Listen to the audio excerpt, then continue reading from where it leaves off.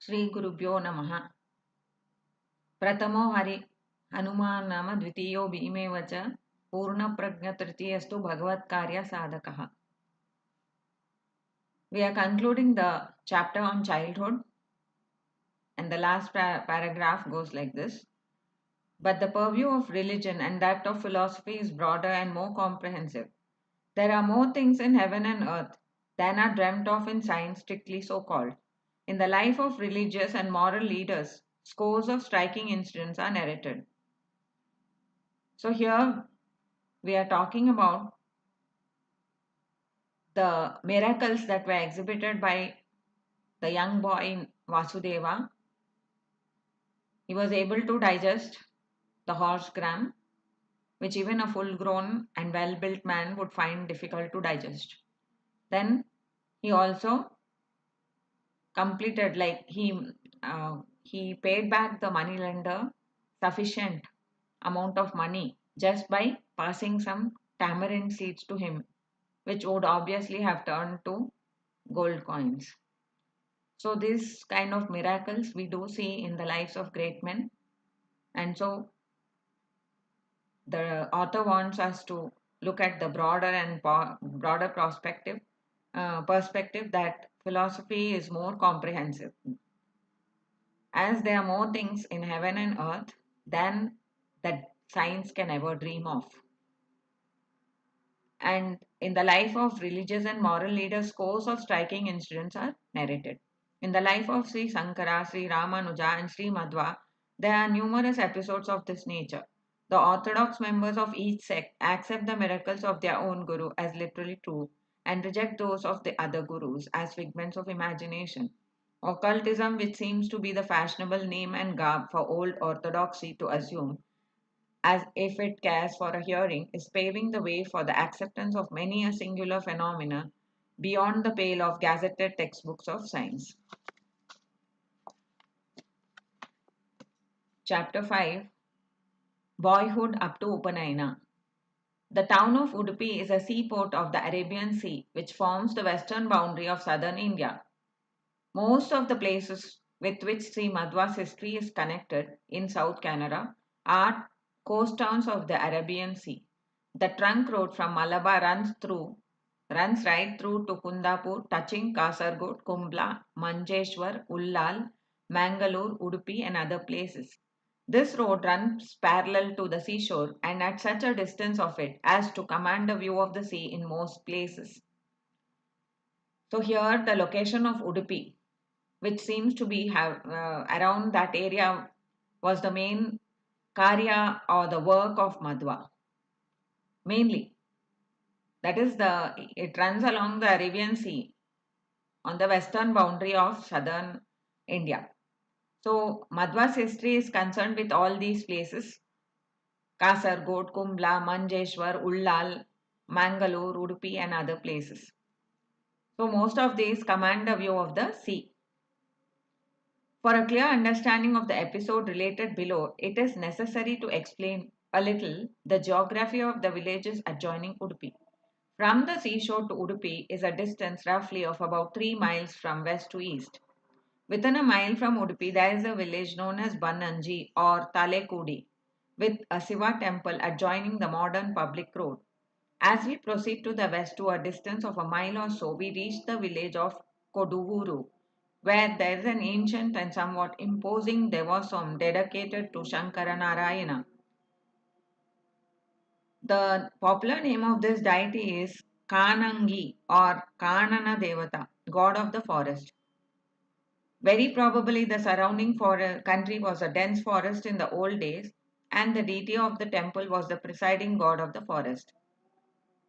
So now we are looking at a little bit of geography concerning Udupi, as they are going to give us some incident that is related to that. Around Udupi, that is the Udupi is lying near the it is near the seashore. So it's roughly about 3 miles from the west to east from the seashore. So near Udupi, within a mile itself, there is another village called Bannanji or Talekudi, and there is a Siva temple there, which is now near the main road. And to the west, as we move towards the west again, we find a village named Koduvuru within a mile. And there is an ancient, very big temple dedicated to Shankara Narayana. The popular name of this deity is Kanangi or Kanana Devata, which is translates to God of the forest. And truly, there was one very huge forest and dense forest in the olden days. Most probably, the deity of the temple was the presiding deity of that forest. Now, there is now a present pretty settlement of Brahmins forming an agraharam with two rows of neat houses separated by a broad street leading to the big gateway of the temple. We have to understand that whatever is said as now in this book is actually more than 100 years old, because this book was written in the 1900s, early 1900s. That is more than 100 years old. At that time, in the area near near that village, there was an agraharam, which is usually the name given to the place where the Brahmins used to reside, and there were two rows of neat houses there. Just to the east of the Kanana Devata, a narrow road runs to the north parallel to the Kundapur road already mentioned. Of the villages reached by this path, I may mention Nidiyuru, situated about 5 or 6 miles north of Udupi. Neyampalli is another village in the neighborhood, about 3 miles from Udupi on the Kundapur road. So here the actual incident was happening in Neyampalli, and the location of Neyampalli relative to Udupi has been described, that to the east of this big forest or the temple of Shankaranarayana, there is a road, and that road runs parallel to the Kundapur road. Of the villages that can be reached through this path, there was one by name Nidiyuru, and the Nidiyuru was located around 5 to 6 miles north of Udupi. Neyampalli is also another village in the neighborhood. Madhyageha's wife Vedavati had her parents' house very probably in Neyampalli or Nidiyuru. She certainly had relations in both. The occasions for visiting her relations in these two villages seem to have been frequent, as is usual in village life. For villagers, as a rule, set up special store by a punctilious observance of social duties and seldom tolerate a breach without sufficient cause. In Nidiyuru, a great festivity took place once, for which Madhyageha and his wife had been invited. They attended the festivity with their children, including, of course, boy Vasudeva. He was probably about 3 years old at this time, well able to walk. After describing the location of Neyampalli and Nediyuru, they said that most of the relatives of Madhyageha's wife lived around in this area, and as was the norm during the times when an invitation came their way, people were supposed to respect it. They had to go and attend the function. That was like a that was how it should be. Like, people never tolerated if you don't go and attend the function unless there is a sufficient cause. So in Nidiyuru, there was a great festival at one time, and Madhyageha and his wife with children came to attend it. When the festivity was in progress, there was great bustle and considerable confusion as the result of numerous guests having arrived and everybody being busy unpacking and settling down in some accommodation hastily provided. There was, of course, endless receiving and greeting going on between friends and relations that met presumably after separations of longer or shorter duration. When Madhyageha and his wife were thus engaged, Vasudeva had been probably entrusted to his elder sister or had been neglected altogether. So, upon arriving at this bustling place, where all the relatives also had gathered and they all had been allotted certain accommodation, they all were unpacking and settling down in that place, and they were talking, greeting, and speaking to others. Lots of going on between the friends and relations. At that time, Vasudeva might have been probably neglected, that he would have been allowed to play along on his own. Taking advantage of the prevailing confusion, he slipped unnoticed from the festive house and took the narrow road leading down southwards to Kanana Devata in Koduru. He had a walk He had to walk a mile or two, but he did not mind. Arriving at this temple, he boldly entered the shrine as well as the sanctum sanctorium and offered worship to Vishnu. After staying some time in this pagoda, he started from there and proceeded towards Udupi instead of retracing his steps homeward. On his way to Udupi, he stopped at the temple of Bannanji and worshipped Hari, the indweller of the lingam therein. This over, he marched dauntlessly towards to Chandramaulishwara temple of Udupi and thence to that of Ananteshwara. So Acharya Madhva did not lose time. He did not want to spend his time in gossip either. So he decided to move and he went towards the Shankaranarayana Devasthana, which was most near to this place. After he bowed down to Shankar Narayana, then he took the path which led him towards Udupi, and on the way he passed Bananji, where there is the Devasthana of Rudra, and he prayed to Hari, who is residing inside the lingam. Then he moved dauntlessly towards Udupi, where there's Chandramaulishwara and Ananteshwara Devasthanas. Meanwhile, the festivity Meanwhile, the festivity having engaged all the attention of Madhyageha and his wife for a time, they did not discover the absence of Vasudeva. Suddenly, they bethought themselves of the missing boy and began to search for him. They heartily cursed themselves for their folly in having neglected him. But no amount of worry and vexation was of any avail under the circumstances. The guests that had gathered and all the people interested in Madhyakeha were apprised of what had occurred. Everyone felt it as a personal loss, inasmuch as Vasudeva was a general favorite. The news passed from mouth to mouth that the glorious boy of Bhajaka Kshetra was missing. The proceedings of the feast were suspended and the people searched for Vasudeva in every direction. After the festivity began, people were engaged in that, and Madhyageha and his wife did not even discover the absence of Vasudeva for a long time. When they suddenly remembered about him, then they started searching for him and they couldn't find him anywhere in the precincts. So they apprised everyone over there to also have an eye out for Vasudeva. So there was a general talkings going on about the missing Vasudeva, who seemed to be quite the favorite with everyone. After a long search, one of the parties came upon the urchin just emerging from the temple of Ananteshwara in Udupi. He had performed what was almost a miracle for his age. They caught hold of him, of the little vagabond, and questioned him. There he stood, radiant and cheerful, his face beaming with happiness and sunny with rippling smiles. They asked him, "Darling, you are so young. Who escorted you on this perilous journey?" The reply given was characteristic. He responded gloriously in a joyous vein. "Why? Shankara Narayana escorted me to Bananji. Shri Hari of that temple guided my steps to the east temple of Udupi yonder, and that deity brought me hither. I travelled not alone and unescorted." So, when after a long search, someone who had attended the function had gone to Udupi, and there he found this boy coming out of the temple of Ananteshwara. He caught hold of him and asked him, "You are so young. How did you come all this way alone? Who escorted you on this perilous journey?" And then Acharya gave a characteristic reply. He said that when he went reached Shankaranarayana temple, which was so near, Shankaranarayana accompanied him to Bananji.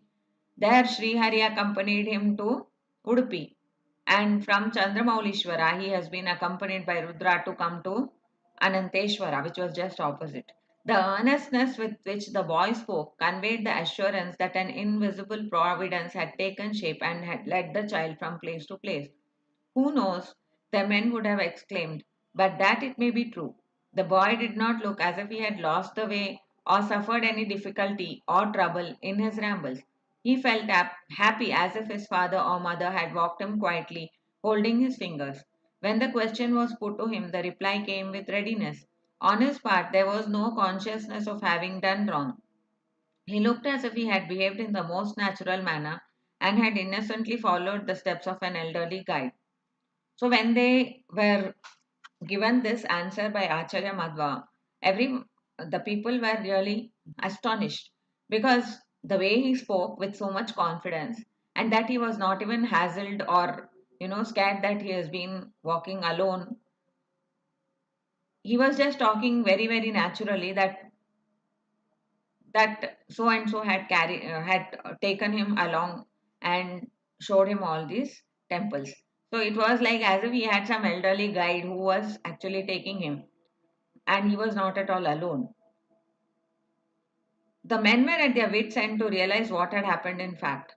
Some of them indulged in fantastic conjectures.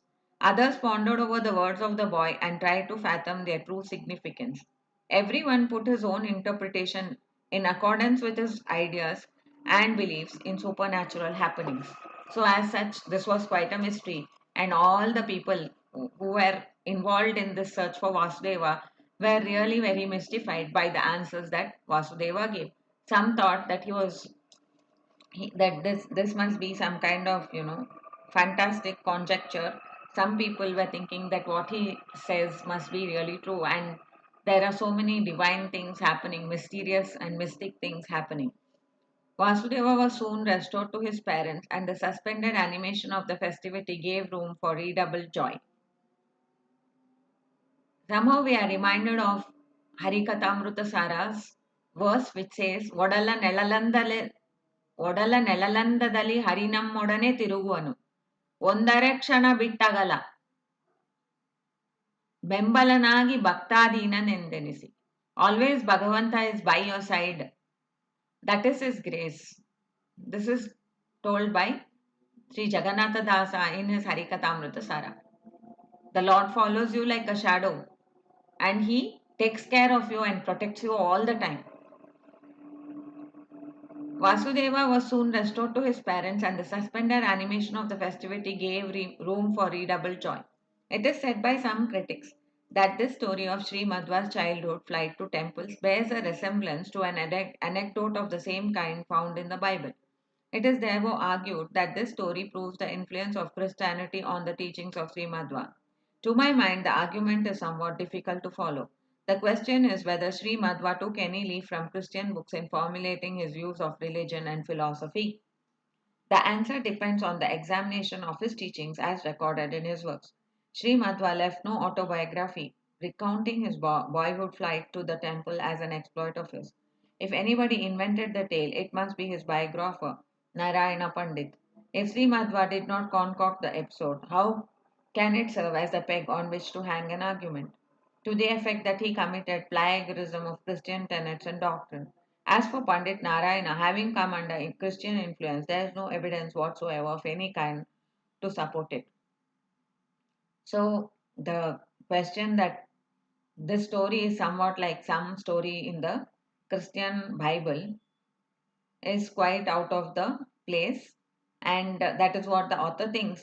He says that as far as the biography of Madhva goes, the authenticity has been proclaimed by Narayan Pandita, and there has been no such influence. Neither do any of the tenets that Madhva has propounded follow with the Christian tenets. He must have possessed a highly diseased intellect to pitch upon a tale of this kind to borrow for the purpose of enhancing Sri Madhva's glory. What proof is there to show that the Pandit ever came under Christian influence or possessed any acquaintance with its teachings? Such a surmise is so baseless as not to be reasonable conjecture. To return from the digression, the parents of Vasudeva felt very thankful to God for the restoration of the boy. It is no exaggeration to say that they loved their son with all their heart and all their soul. Vasudeva remained entwined in and among the tendrils of their heart so intimately and so thoroughly that he had to be parted that to be parted from him meant plucking the heart itself from their body. So after Vasudeva came back to their group, they felt extremely thankful to God, Madhyageha and his wife, because they loved their son with all their heart and their soul. Having stayed in Nediuru as long as social etiquette required, they returned home with Vasudeva. From this time forward, it was becoming evident that Vasudeva was developing a peculiar partiality to temples and solitudes. While he largely indulged in childish sports and pranks appropriate to his age, those who watched him closely observed that he took long rambles among the Vimanagiri rocks and rejoiced to be left alone in the temple of Durga. He evinced a decided leaning towards devotional worship even at this age. He was fond of withdrawing himself from home and children's company and repaired to places of sanctity and worship. He selected the slopes of the hill even as resorts for play and games. He had no objection to be left alone, as if goddess Durga herself was sufficient company to be engaged in play with.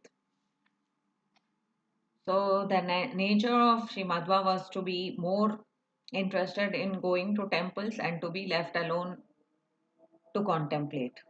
He used to play even when he used to play, he used to choose the Vimanagiri, the place where on the top there is Durga temple. He used to play there only. And even if he was left alone, he was very happy. It was as if he was playing with Durga itself. Vasudeva's parents were not shrewd enough to observe this particular tendency. They let him have pretty much his own way as to his likes and dislikes and allowed no solicitude to tamper with or disturb the full measure of the happiness they enjoyed.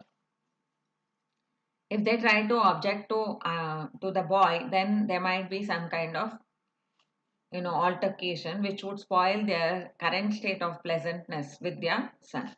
And they did not want to do that. First of all, they did not notice it also that he was going more towards this divinity. In this state of unalloyed bliss, time passed without anybody noticing its flight. No incident occurred for a time worthy of note. Day by day, Vasudeva proved by his remarkable intelligence that he was qualified to begin literary studies earlier than other children of average capacity. Madhyageha perceived the force of his claim and fixed an early day for initiating Vasudeva into the mysteries of the alphabet.